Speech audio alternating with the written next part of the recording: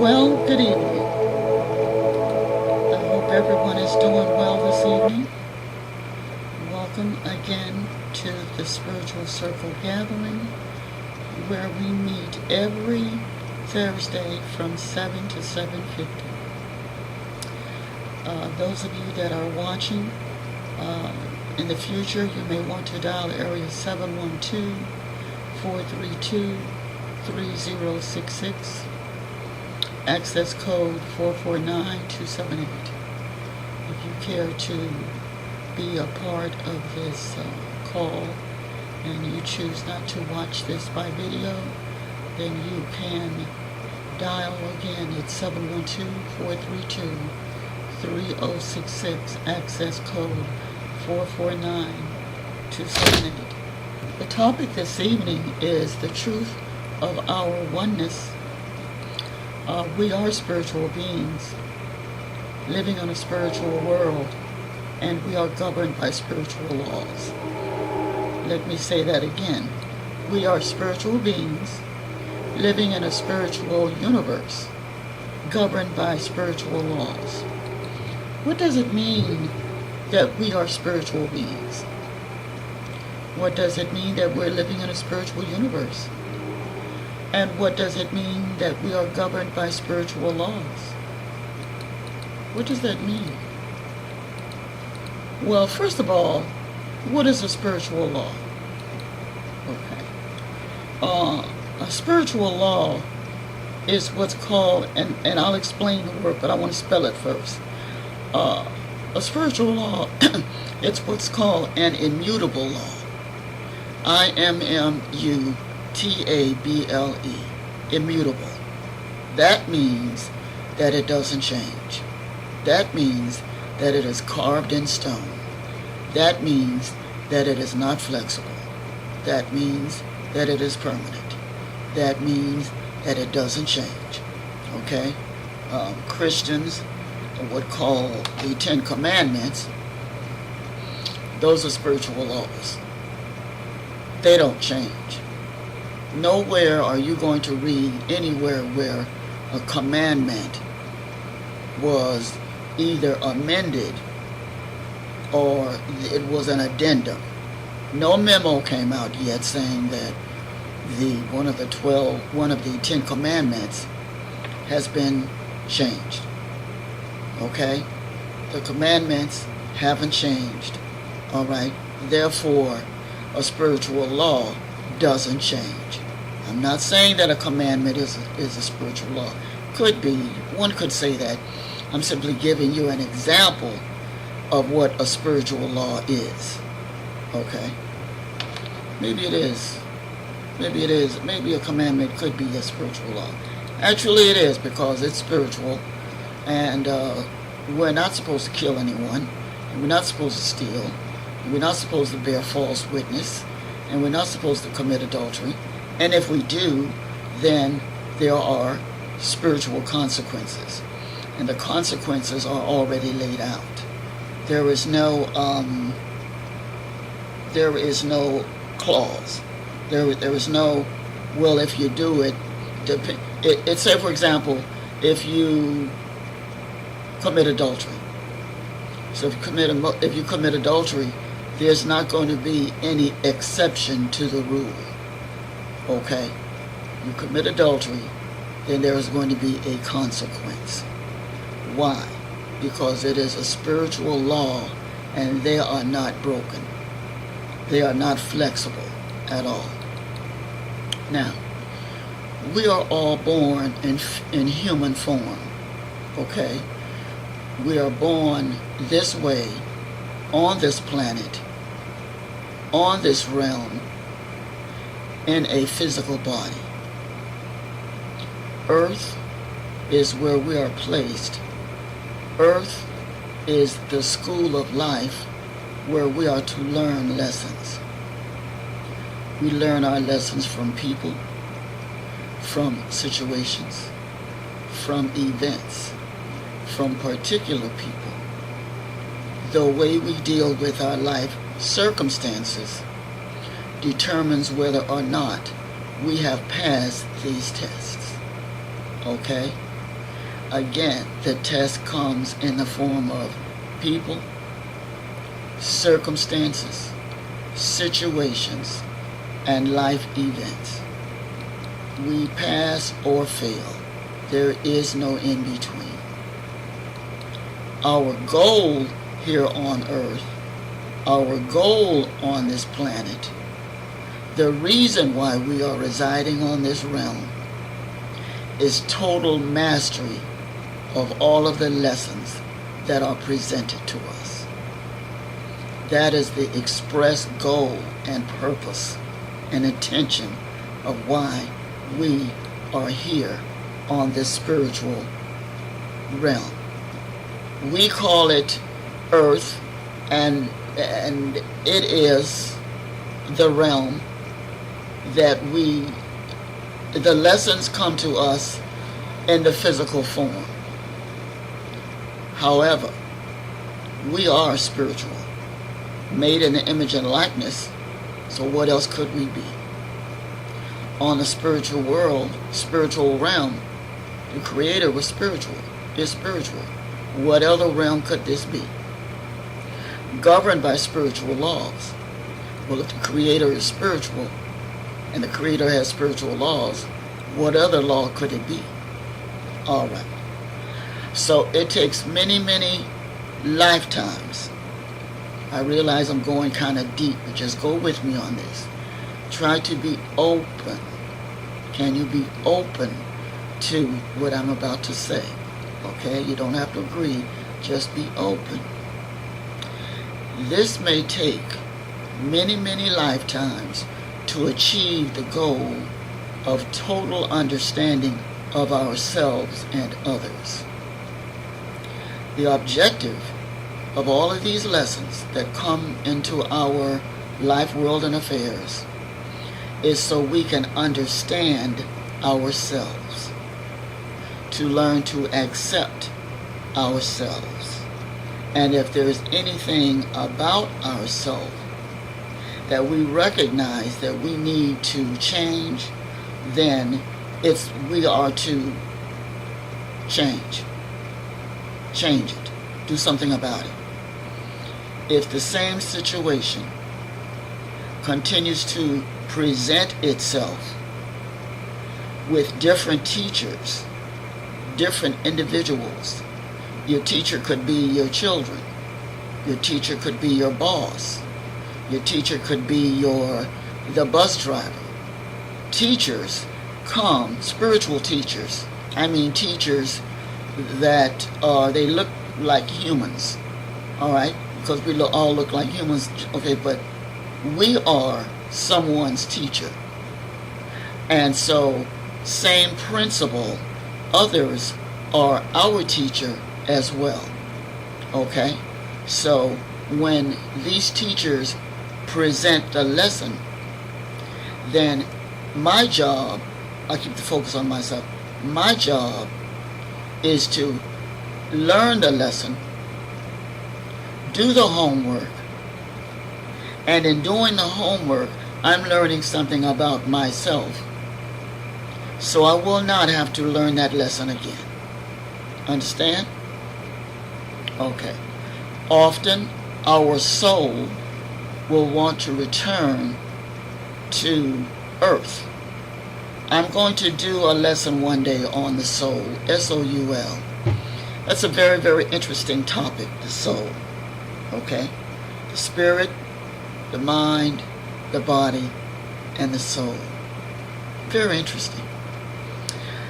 All right, so anyway, learning lessons about ourselves. It may take one lifetime. It may take many. But rest assuredly, the express purpose as to why we are here is to learn lessons, and then when we make our transition, then we go back wherever we came from and we give a report of what it's like down here or here on this realm, living as a human on this spiritual plane that is governed by spiritual laws, but we are in human form. I realize that's a lot to grasp, but like I said, I will present a lesson on soul one evening. As a matter of fact, I think I will do that. Okay. We're also here to complete unresolved issues. Unresolved issues. Okay? So issues that have happened in the past. Something may have happened to you or a loved one. Okay? I'll give you a classic example. Let's just say you met someone and you were in love. The two of you were in love. And the two of you got married and you had a wonderful life. You were together 40 years. 40 years. I know you don't hardly hear about that anymore, but it does exist. And you were together 40 years. And then the individual, your husband or your wife, made a transition. That was your soulmate.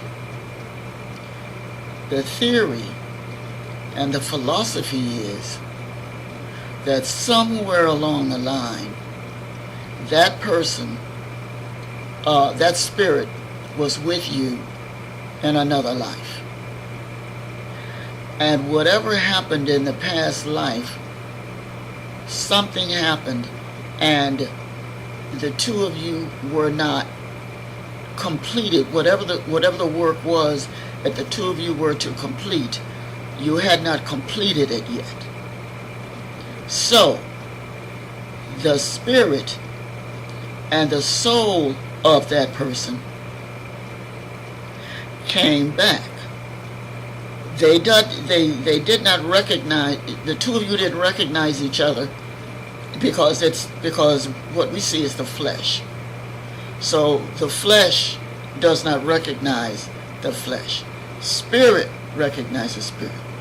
So there were some unresolved issues that happened in the past. So here on this realm, we're here all over again. So 40 years, you spent 40 years with this person. And within those 40 years, everything that did not get resolved in the last lifetime, hopefully it got resolved in this lifetime, in this realm. If by chance everything was not resolved, if by chance, then the two of you will be reunited. You will not remember this lifetime. There may be some deja vu moments where you will feel and experience, I think I've been through this before. Those are deja vu moments, and yes, they do exist. But right now, this evening, this day, where we're talking about oneness, the truth about oneness, and we are all one with each other. Understand? Okay. Do you believe? It's a yes or no question, no judgment. Do you believe that there is something within us, in our physical bodies, in our environment, in our nature, that responds to our belief in it? In other words, if I believe in higher power, if I believe in God, do I believe that God responds to my belief in God? Let's just say, for the sake of the point, hypothetically, let's just say that I did not believe in God. Would God respond to my belief? The theory, Barbara's theory, Reverend Barbara's theory is God is everywhere. And because God is everywhere, then if I do not acknowledge God, then I'm not responding to God. And although God is there, God is not responding, because God responds. I would not be ignored.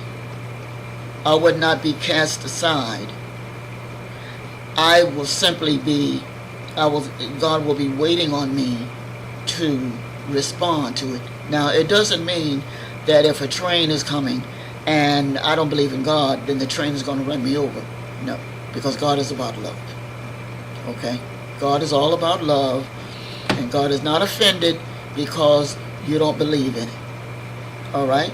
Yahweh, Jehovah, Buddha, Goddess is not offended. It's two things I need for you to understand. And we're not getting this.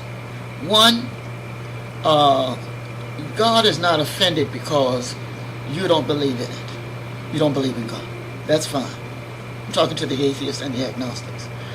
And two, God does not have an ego. So God does not mind, or God does not care whether or not you call it Yahweh or God or higher power or divine love or divine mind. That is our ego. That's us. We're the ones that were on an ego trip. And that belief, that behavior may very well cause us, some of us, to have to come back. It doesn't mean, understand me good, I'm not saying that if you don't believe, if all of us don't believe in the same God, then we got to come back. That's not what I'm saying. What I'm saying is, work on our ego and be okay with whatever word you want to use and whatever word somebody else want to use, because there is no ego with God. Okay? As a matter of fact, for the duration of this evening's video and this evening's lesson, I will be using the word God. I am not on purpose trying to offend anybody, but I will be using the word, moving right along.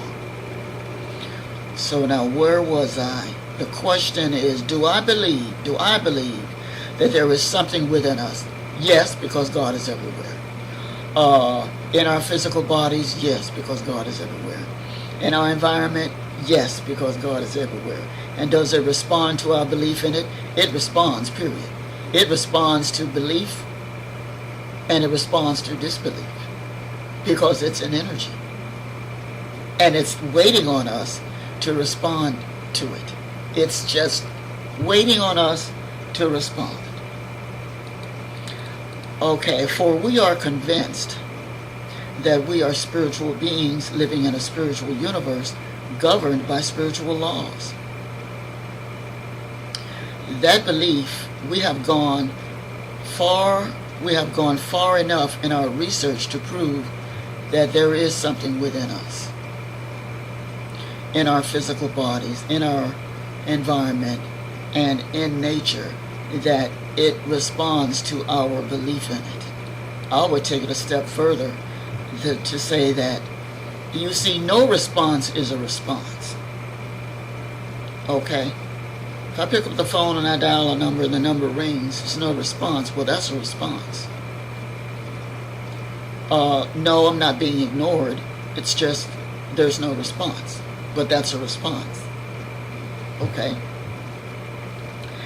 We know that anyone has a solid conviction in the mind can prove this claim. So if you have a solid conviction about your higher power, if you believe and you know that you know that you know that you know, for you, not for anybody else, but for you, you know that there is a power greater than you in you that is waiting to help you, that there is an energy that's waiting for you to call upon it, that is waiting, okay, to be acknowledged, that is waiting for you to say at least thank you. The shortest prayer that you could ever say is thank you. That's an acknowledgement, okay? And even the most staunch atheist and agnostic, somewhere along the line, has said thank you. And when you say thank you, my dear atheist and agnostic brethren and sisterin, that is a prayer of acknowledgement. Just so we're clear. The law of love. The law of love. Realizing, first of all, do you realize? Realizing that we are in the midst of an ever-present good, capital G. We are in the midst of an ever-present good, and believing that there is a law, an unchanging law, that brings everything together in our life. What we think about, we bring about. We should learn to think and act as though every wrong thing or every wrong condition of yesterday were changed into something new and better today. Now I'm going to say these words, and I want you to play this tape over and over again until you get to this part here. You ready? Where you are in life today is based upon what you have done in the past. Where you will be in the future is based upon what you are doing now. Let me say it again. Where you are in life today is based upon what you have done in the past. Where you will be in the future is based upon what you are doing now. Every action has a reaction. In other words, okay. Can you believe that all the mistakes that you've ever made are swallowed up by love? Can you believe that all of the mistakes that you've ever made is swallowed up in an abyss of love and peace? Can you believe that because it is swallowed up, that it is possible for you to have a life of love, a life of peace, and a life that is greater than you could possibly imagine? Do you believe that's possible? Are you willing to surrender all past mistakes into the keeping of this ever-present and ever-perfect God, the good omnipotent, the source of all there is, your higher power? Are you willing to surrender? If not, why not? Why are you not ready yet to surrender? Because you think you can do a better job? Because nobody knows what's going on?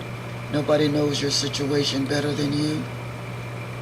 So you think that you'll keep trying it for another 10 minutes to see maybe you could work this out? Maybe another few days to see if you could work it out before you really are ready to surrender? Well, I tell you what. When you are ready to let go, then your higher power or God is ready to respond. In your opinion, what does this quotation mean to you? We need not be bound by the ignorance and superstitions of others. Whatever superstition or whatever belief system you grew up believing, you don't necessarily have to be, it doesn't necessarily have to be a stronghold on you.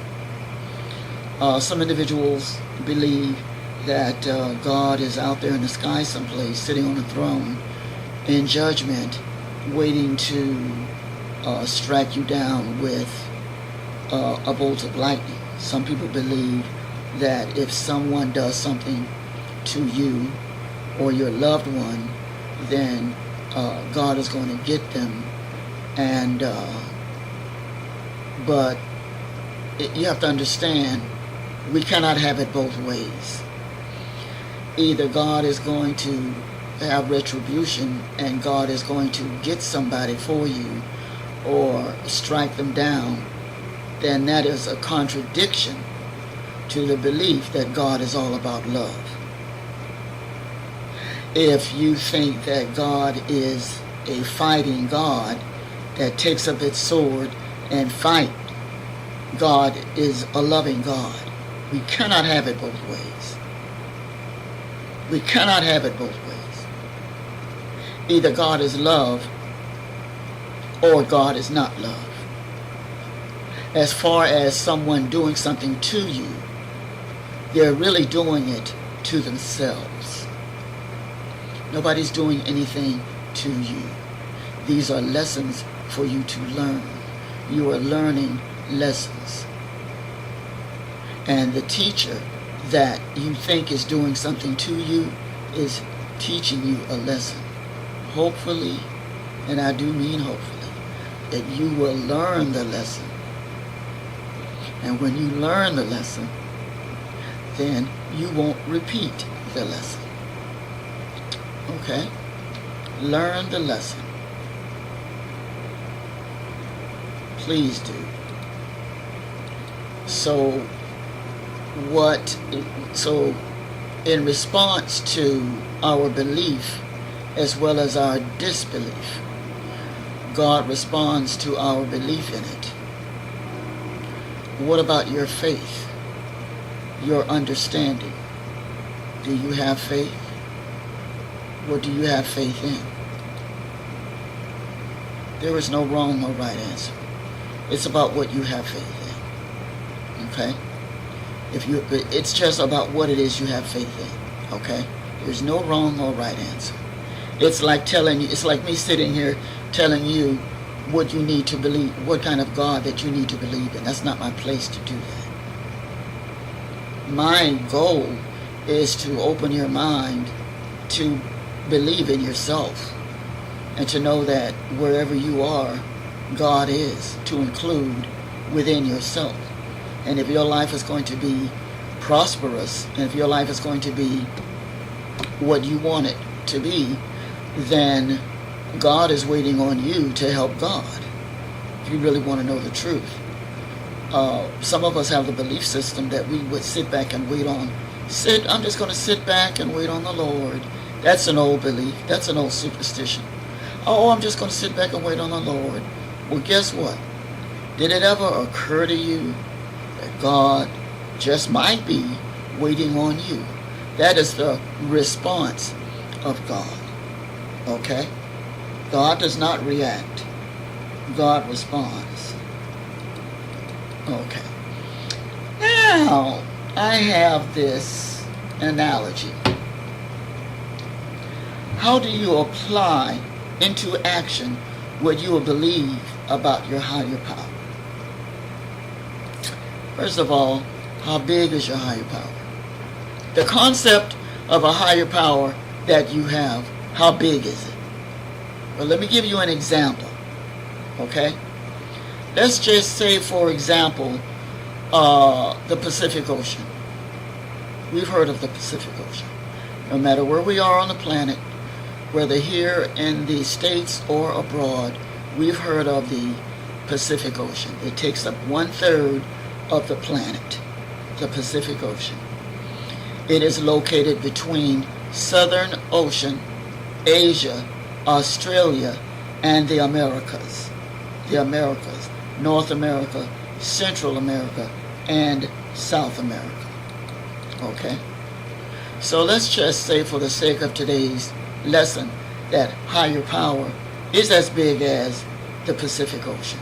We know it's bigger, but let's just say we stretch our minds to say that higher power is bigger than this man that you say that's sitting up on the throne, that it's bigger than that. Okay?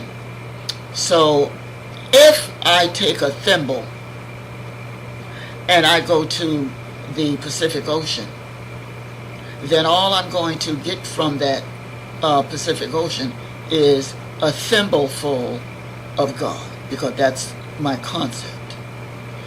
If I take a bucket, then my consciousness is a bucket worth of God, because that's how big my God is to me. If I take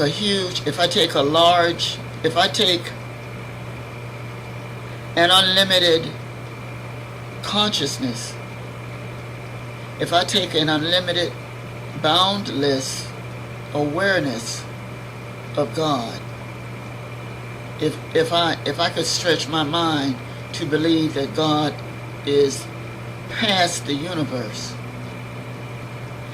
and I really believe that with a firm conviction, then God will respond to that. God will respond to whatever I believe God to be. Okay? So the energy between me and God is a two-way street. Okay? I believe in God, and God believes in me. If God didn't believe in me, do you really think I'd be sitting here? If God didn't believe in us, do you really believe that we would be here on this realm if God didn't believe in us? Why on earth did he make us if he didn't believe in us? Or she didn't believe in us? So God offers unconditional love. Okay? No, I'm not saying that God does offer unconditional love. Okay? What I am saying is that the God of your understanding expects faith from you. Saying thank you is a form of faith in God, because if you don't, because who and what are you saying thank you to? What are you saying thank you to? Okay? How deep is your faith? Let's use the Pacific Ocean. There's a place in the Pacific Ocean called the Challenger Deep. Challenger Deep. In the Mariana Trench, it is the deepest known point in the Earth's ocean.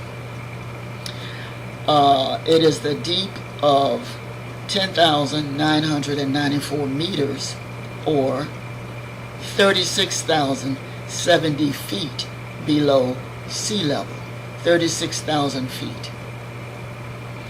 Is your belief in God and your faith in the God of your understanding, could it possibly be as deep as the floor of the Pacific Ocean? Is that too much of faith? Is that not enough faith? Is that too much to believe? Our faith ought to be boundless. Boundless faith.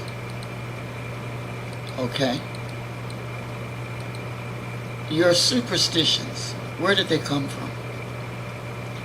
How do they help you in life? How does believing that there is a God that's going to strike somebody down just because they hurt you? There's no such thing as a get 'em God. God going to get you. No such thing. Don't trip. Don't play mind games like that with yourself. God is bigger than that. Okay? God has better things to do than to get somebody just because they hurt you. He doesn't have time. God doesn't have time for that. Karma does that. Okay? That's another law. Karma does that. Stepping into a new world. We have 3 minutes. Stepping into a new world. Okay. It's about shining your light. You have a bright light within. You are so beautiful. There are no words to describe your beauty. Ineffable is the only word I could come up with. And that word means there is no word to describe it. Ineffable means there are no words to describe how beautiful you are. Okay? Again, where you are in life today is based upon what you have done in the past. And where you will be in the future is based upon what you are doing now. What do you see your future looking like? And based upon what you see or want for your future, you will have it based upon what you're doing with your life today. Are there any questions or prayer requests?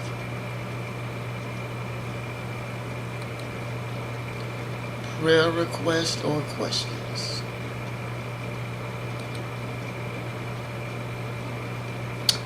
Well, let's pray ourselves out. Let's do that.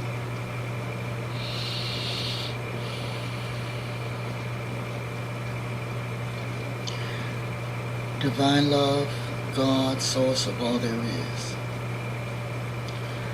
I'm grateful for the opportunity, for the platform of the telephone spiritual circle gathering. Thank you very much for the opportunity to offer enlightenment, to offer education, to offer spirituality, to offer hope. We're all one. And my only intention is for all of us to know our greatness and to work with our gifts that have been freely given by our own personal higher power. I thank you very much. I thank all of you very much for participating and being a part of this evening's meeting. Thank you very much. Peace and blessings. Bye.